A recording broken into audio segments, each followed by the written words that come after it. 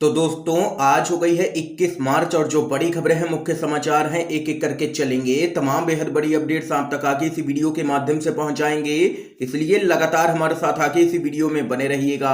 तो वहीं दोस्तों खबरों की तरफ चलने से पहले आप लोगों से एक छोटा सा निवेदन है कि अगर आप लोग भी खुल करके देश भर में नफरत फैला रही गोदी मीडिया का बहिष्कार करते हैं, विरोध करते हैं, तो अभी इस वीडियो को लाइक कीजिएगा, चैनल को फ्री में सब्सक्राइब करके बेल के आइकन को जरूर दबाइएगा दोस्तों, और कमेंट बॉक्स में कमेंट कीजिएगा जय हिंद जय भारत। दरअसल दोस्तों पहली बड़ी खबर आप लोगों को बताते चलें, ईवीएम को लेकर के सुप्रीम कोर्ट में याचिका की गई है दायर। बाबा के शपथ ग्रहण पर छाए हुए हैं राहु केतु। आप लोगों को बताते चलें, शपथ ग्रहण समारोह की तैयारियों के बीच एक खबर ने भाजपा की खुशियों को पलीता लगा दिया है। इस खबर ने प्रदेश भाजपा ही नहीं बल्कि राष्ट्रीय नेतृत्व को भी हिला करके रख दिया है। बताते चलें आप लोगों को, 10 मार्च को मतगणना के बाद से ही विपक्ष ईवीएम को लेकर के हमलावर है। सुप्रीम कोर्ट के अधिवक्ता भानु प्रताप सिंह ने ईवीएम में गड़बड़ी के आरोप लगाए हैं और इसके साथ ही पूरे प्रदेश से आ रही ऐसी खबरों को गंभीरता से लेते हुए सपा के अध्यक्ष अखिलेश यादव ने सुप्रीम कोर्ट के वकील के जरिए एक याचिका दायर करके करीब 140 सीटों पर दोबारा मतदान कराने व वीवीपैट का मिलान करने की मांग की है। आरोप है कि कई बार शिकायत के बाद भी चुनाव आयोग ने कोई भी एक्शन नहीं लिया। सुप्रीम कोर्ट ने याचिका स्वीकार कर ली है और आज इस पूरे मामले पर सुनवाई होनी है। इसके साथ ही याचिका में यह भी कहा गया है कि पोस्टल बैलेट में सपा 304 सीटों पर आगे रही और भाजपा 99 पर। उसके बाद भी ईवीएम में भाजपा आखिर कैसे जीत गई, ये यहां पर देख सकते हैं कि ईवीएम में गड़बड़ी का आरोप लगाते हुए सपा सुप्रीमो अखिलेश यादव ने सुप्रीम कोर्ट में याचिका दाखिल कर दी है और 140 सीटों पर फिर से मतदान कराने की मांग की है और वीवीपैट भी मिलान की मांग की है। अखिलेश यादव ने शपथ ग्रहण समारोह से पहले भाजपा के अंदर खलबली मची है। इस खबर के बाद एक और अपडेट बताते चलें, भाजपा को लगा है बड़ा झटका, 44 कार्यकर्ताओं ने थामा है कांग्रेस का हाथ। आप लोगों को बताते चले, कोटा उत्तर के रामपुरा इलाके से बीजेपी को एक बड़ा झटका लगा है, जब एक साथ 4 दर्जन बीजेपी कार्यकर्ताओं और नेताओं ने कांग्रेस ज्वाइन कर ली। कार्यकर्ताओं और नेताओं ने कांग्रेस की सदस्यता ग्रहण की है। ये सभी नेता और कार्यकर्ता बीजेपी से लंबे समय से जुड़े हुए थे। आज एकाएक उनका कांग्रेस ज्वाइन करना बीजेपी के लिए एक बड़ा झटका माना जा रहा है और कांग्रेस सरकार में मंत्री ने यहां पर इन सभी नेताओं को कांग्रेस पार्टी में शामिल कराया है और इन नेताओं का भाजपा छोड़ने के बाद कहना है कि भाजपा में वो सम्मान नहीं मिला जिसके वे हकदार थे। लगातार उनकी उपेक्षा होती रही पार्टी के अंदर। ये यहां पर खबर है दोस्तों। अगली अपडेट बताते चलें, यूपी चुनाव के बाद बीजेपी से सौदेबाजी पर उतरे हैं छोटे दल। अपना दल ने मांगे हैं 4 मंत्री पद, तो वहीं निषाद डिप्टी सीएम पर अड़े। आप लोगों को बताते चलें, यूपी में हाल ही में संपन्न विधानसभा चुनाव में धूम मचाने वाली छोटी पार्टियां अब बड़े दलों खास करके बीजेपी से सौदेबाजी कर रही हैं। बीजेपी के साथ लड़कर के 12 सीट जीतने वाली अपना दल जहां पर 4 मंत्री पद की मांग पर अड़ी है और वहीं 6 सीट जीतने वाली निषाद पार्टी के प्रमुख संजय निषाद ने डिप्टी सीएम की मांग रख दी है भाजपा के सामने। और वहीं इस पूरे मामले पर भाजपा चाहती है कि दोनों ही डिप्टी सीएम, यहां तक कि आप लोगों को बताते चले ज्यादा से ज्यादा मंत्री पद भी भाजपा अपने पास ही रखना चाहती है। लेकिन यहां पर 4 मंत्री पद मांग दिए हैं अपना दल ने, जिस पर भाजपा राजी नहीं हो रही है और वहीं निषाद पार्टी के अध्यक्ष भी यहां पर डिप्टी सीएम के पद पर अड़े हुए हैं। ये यहां पर दोस्तों भाजपा गठबंधन के अंदर खलबली देखने को मिल रही है शपथ ग्रहण समारोह से ठीक पहले। एक और बड़ी खबर बताते चलें, शरद यादव की पार्टी का आरजेडी में विलय। तेजस्वी यादव ने 2024 में विपक्ष को जोड़ने और कांग्रेस की भूमिका पर दिया है जोर। आप लोगों को बताते चलें, पूर्व केंद्रीय मंत्री और वरिष्ठ समाजवादी नेता शरद यादव ने अपनी पार्टी लोकतांत्रिक जनता दल का आरजेडी में विलय कर दिया है।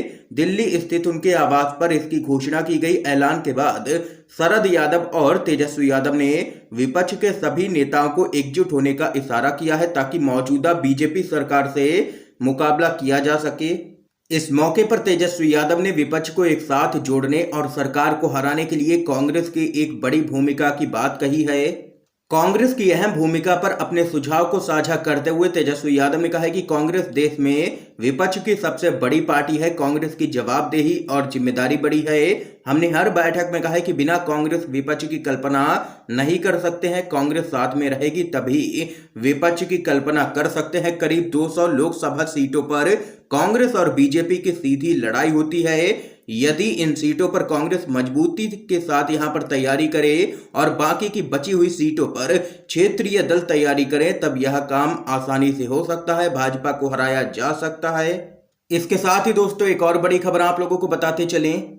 कश्मीरी पंडितों के लिए राजीव गांधी ने किया था संसद घेराव। बीजेपी फिल्म की आड़ में विफलता नहीं छिपा सकती है, कांग्रेस का जोरदार हमला।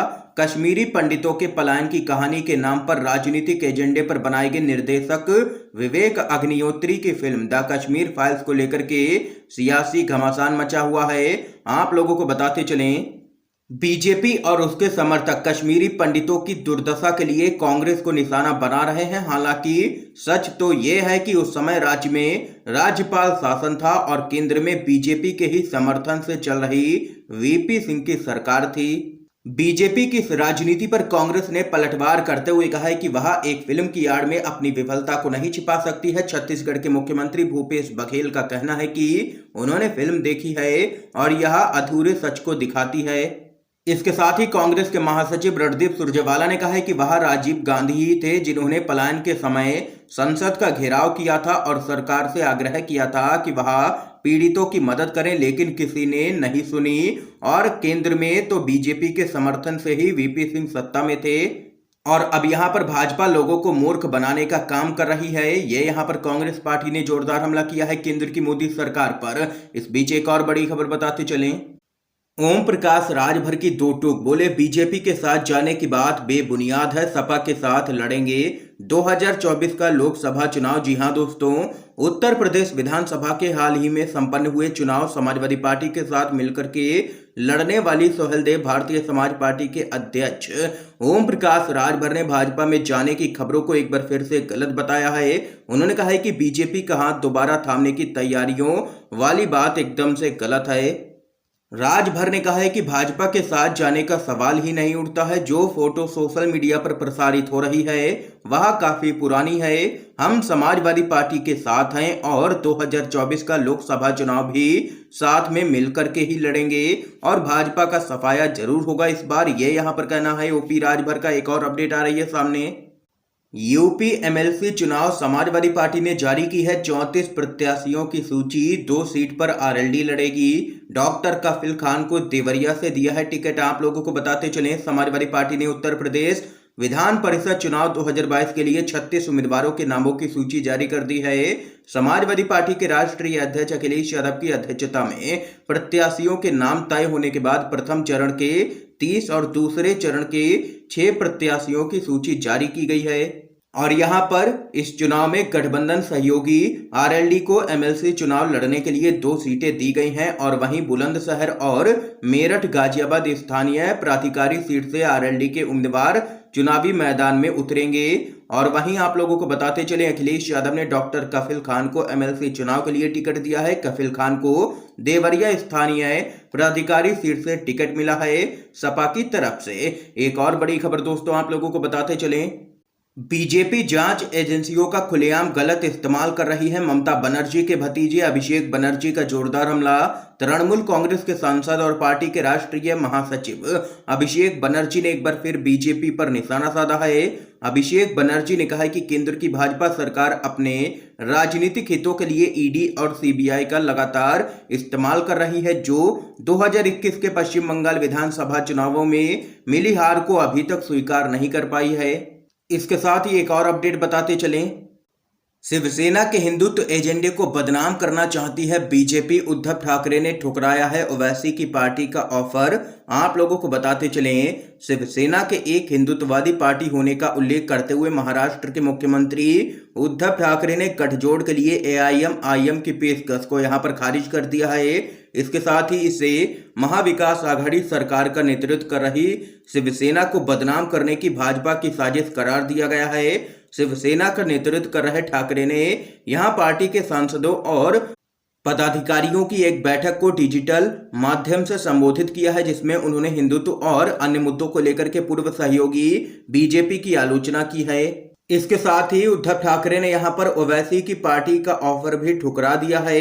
ये यहां पर दोस्तों इस समय की आज की सभी बड़ी खबरें थी, मुख्य समाचार थे जो हमने आप लोगों तक पहुंचाए हैं यू एंड वीडीवी के माध्यम से। अगर आप लोगों को ये वीडियो पसंद आया हो तो इस वीडियो को लाइक कीजिएगा, ज्यादा से ज्यादा इस वीडियो को शेयर कीजिएगा ताकि आप सभी के दोस्त भी मुख्य समाचारों को जान सकें। वीडियो देखने के लिए दोस्तों आप सभी का एक बार फिर से बहुत बहुत धन्यवाद।